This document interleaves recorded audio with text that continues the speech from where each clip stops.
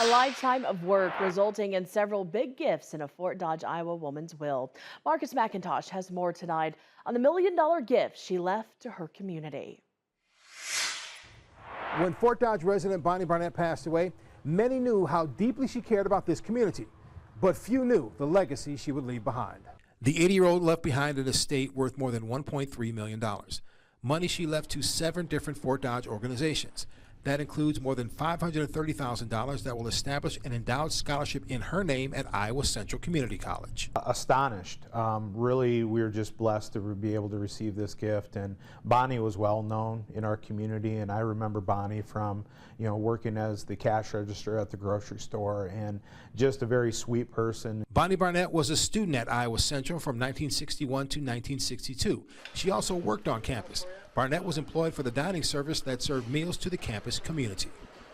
Another large donation, more than $133,000, went to the Fort Dodge Public Library. Funding they are still deciding how to use, but they won't forget where it came from.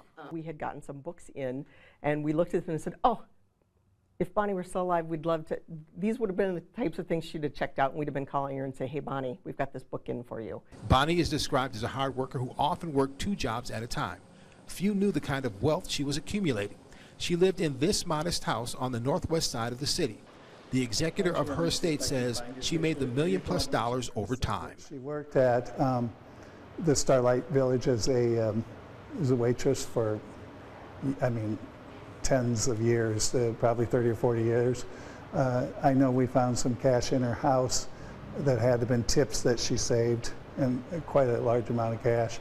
And then she just invested it, and she didn't spend any money. Along with money left for Iowa Central and the public library, Bonnie Barnett left more than $133,000 to the YWCA and Trinity Health Foundation, more than $66,000 to the Domestic Sexual Assault Outreach Center, more than $267,000 to the Humane Society of Central Iowa, and more than $66,000 to Boy Scouts of America Troop 8.